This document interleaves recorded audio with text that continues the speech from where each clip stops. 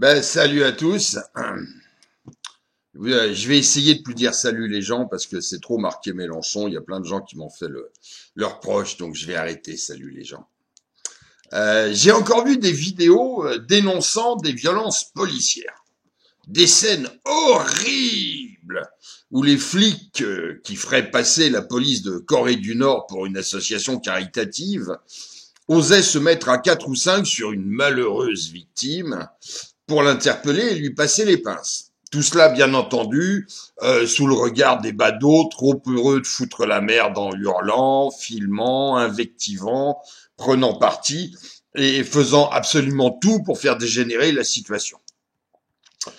Dans une vidéo, on voyait une horde de singes hurleurs invectiver aux fenêtres d'une cité une équipe de policiers, forcément nazis, racistes, anti-jeunes, qui tentait tant bien que mal de faire entendre raison à un énergumène torse nu qui jouait fort bien de la provocation en les traitant de racistes.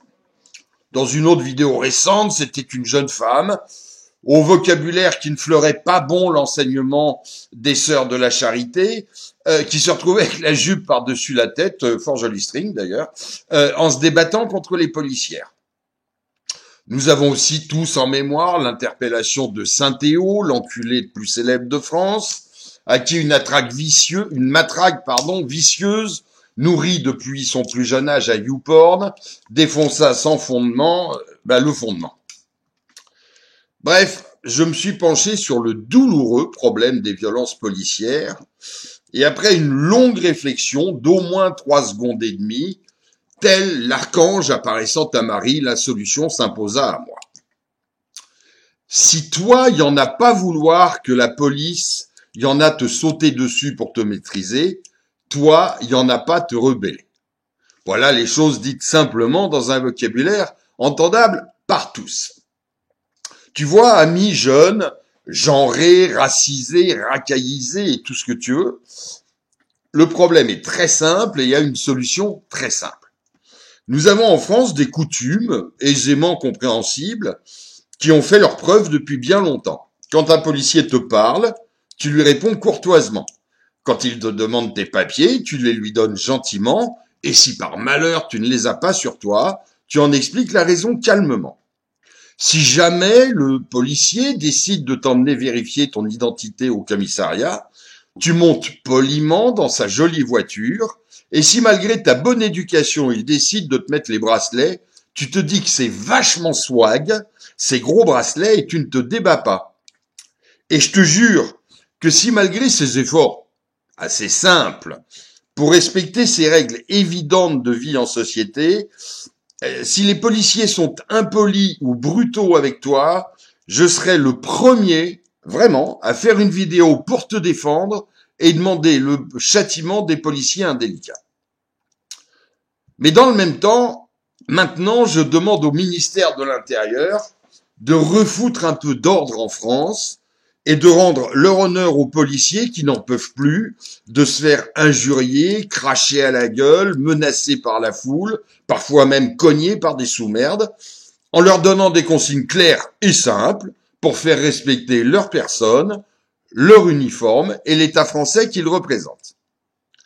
Puisque les racailles ne veulent pas comprendre que c'est justement pour éviter l'utilisation de la violence que les flics s'y mettent parfois à 4 pour essayer de les menotter quand elles se débattent sous les bravos d'une foule imbécile et complice, eh bien moi je propose que les policiers n'hésitent plus à montrer l'effet d'un grand coup de matraque dans la gueule à la première rébellion.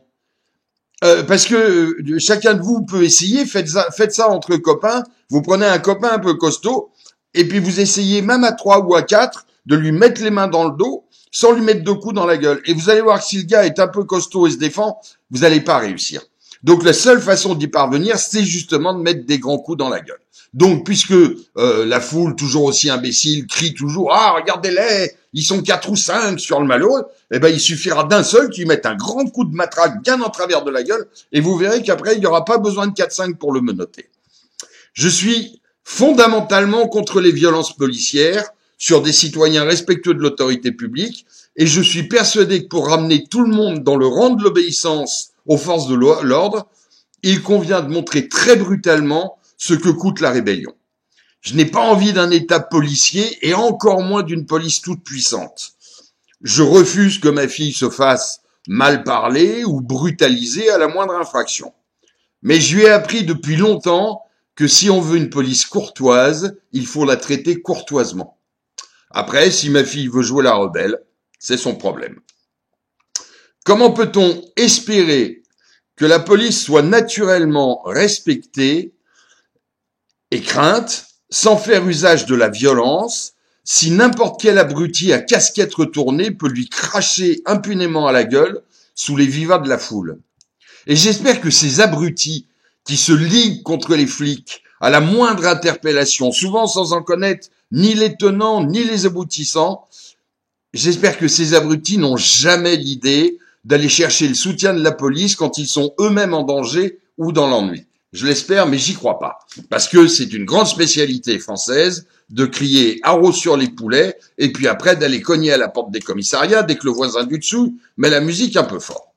Bref, tout cela pour rappeler une règle fort simple en société qui vaut aussi bien avec les flics qu'avec le Pékin moyen. Si tu veux être respecté, sois respectable. Si tu veux être aimé, sois aimable. Et quand tu te conduis comme un enculé, ne t'étonne pas d'être traité comme un enculé. Tu vois mon poteau, la vie, c'est simple comme un coup de matraque dans la gueule ou dans le cul.